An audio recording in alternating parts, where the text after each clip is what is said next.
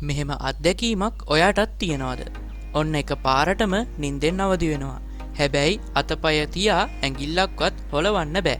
ඔයාගේ ශරීරය ඔයාට පාලනය කරන්න බෑ.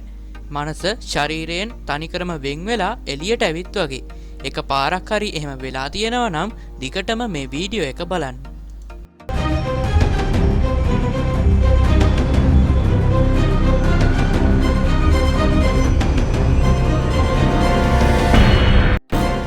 ඔන්න අද අපි කතා කරන්න යන්නේ අපි හැමෝම අත්දැකලා තියෙන අපූරු මාතෘකාවක් ගැන. ඒ තමයි හීන. හැබැයි අර ටීවී එකේ එක එක්කෙනා කියවන જાතියේ හීන පලාපල ගැන නම් නෙමෙයි. අපි මේ කතා කරන්නේ හීන සම්බන්ධ විද්‍යාත්මක කරුණු ගැන. පොඩ්ඩක් ඉන්න හීන ගැන කතා කරන්නේ කොහොමද නින්ද අමතක කරලා. ඒක නිසා මුලින්ම අපි නින්ද ගැන ටිකක් හොයලා බලමු. නින්දෙන් වෙන ඉතාම ප්‍රයෝජනවත් ක්‍රියාවලියක් තමයි මොළයේ පිරිසිදුවීම. ඒ කියන්නේ අනවශ්‍ය මතකයන් ටික ඉවත් කරලා මොළය ක්ලියර් කිරීම. අපේ නින්දේ ගැඹුරුම වෙලාවේදී ඒ කියන්නේ හීන පේන වෙලාවේදී තමයි මේ මොළය පිරිසිදු කිරීමේ ක්‍රියාවලිය උපරිමයෙන්ම සිදු වෙන්නේ. මොකද අපි නිදාගත්තට අපේ සබ්කොන්ෂස් බ්‍රේන් එක සුපුරුදු පරිදිම වැඩනේ. ඒ වගේම බ්‍රේන් සෙල්ස් ශක්තිමත් වීම සිරුරේ පටක අලුත් වැඩියාව වගේම ප්‍රතිශක්තිය වැඩි වෙන්නෙත් මේ වෙලාවට. ඒක නිසා නිවැරදි නින්දක් ලබා ගැනීම හැම කෙනෙකුටම අත්‍යවශ්‍යයි. එහෙම නැති වුණොත් විවිධ මානසික ව්‍යාකූලතාවයන් හා ඒ නිසාම විවිධ කායික රෝගත් ඇති වෙන්න පුළුවන්. නින්දේ ප්‍රධාන කොටස් දෙකක් තියෙනවා. පළවෙනි එක non rapid eye movement. දෙවෙනි එක rapid eye movement. මුලින්ම අපි අත්දකින්නේ non rapid eye movement. නැත්නම් NREM කියන අවස්ථාව. ඊට පස්සේයි REM අවස්ථාවට එන්නේ. ඔය ටික නින්දෙදි වෙන්නේ මෙන්න මෙහෙමයි. ඔයා ඇස් වහගෙන ඉන්නේ. හැබැයි තාම හරියට නිදි නෑ. පහසුවෙන් අවදි කරන්න පුළුවන්. මේ අවස්ථාව විනාඩි 5ක් 15ක් අතර කාලයක් පවතිනවා. දැන් ඔයා ටික ටික සැහැල්ලු නින්දකට අවතීර්ණ වෙනවා. ඔයාගේ හෘද ස්පන්දනය අඩු වෙනවා. ශරීර උෂ්ණත්වයත් අඩු වෙනවා. ශරීරය ටික ටික ගැඹුරු නින්දකට සූදානම් වෙනවා.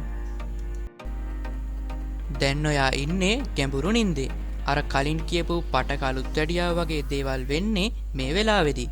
බැරි වෙලාවත් මේ වෙලාවේදී කවුරු හරි ඔයාව අවදි කරොත් ඔයාට සමහර විට ටික වෙලාවක් යනකන් සමබරතාවයක්වත් තියෙන එකක් නැහැ.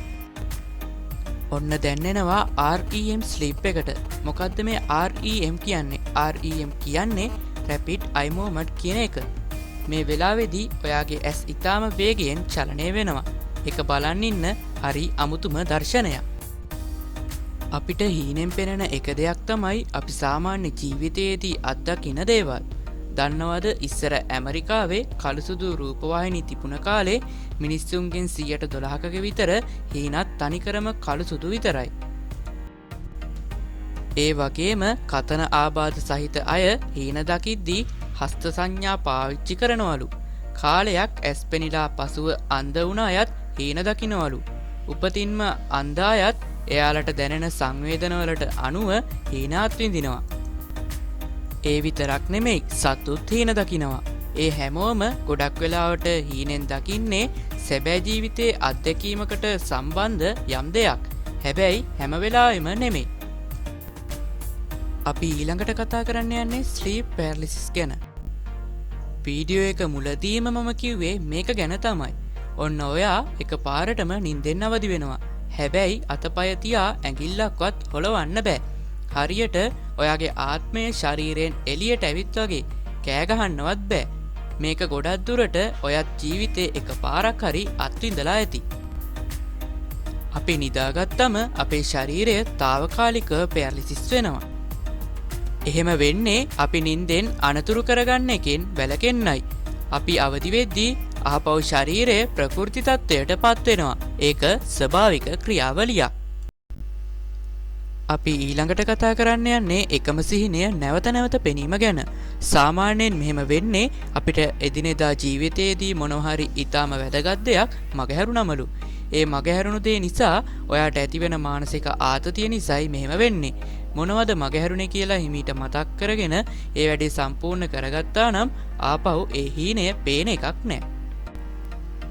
අපි ඊළඟට කතා කරන්න යන්නේ උඩකින් වැටෙන හීන ගැන. ඔයාටත් සමහර වෙලාවට දැනිලා ඇති හීනෙන් කොහේ උඩකින්දලා එකපාරටම වැටෙනවා. ඒ වෙලාවට අපිව එකපාරටම ගැස්සිලා හැරෙනවා. එහෙම නැත්නම් කවුරු හරි කකුලෙන් එකපාරට අදිනවා හරි උස්සලා පොළවේ ගහනවා හරි දැනිලා ඇති. එතකොටත් ගැස්සිලා හැරෙනවා. නැගිටලා බැලුවම කවුරුත් නැහැ. ලේසියටයි නොදන්නකමටයි අපි මේවා භූත බලවේගවලට බාර දෙනවා. ඒත් මෙතන ඇති භූතයෙක් නම් නැහැ. ඉතින් අදට වීඩියෝ එක අවසන් කරනවා. තවත් දවසක තවත් වීඩියෝවකින් හමුවෙමු. ඔබට සුබ දවසක්.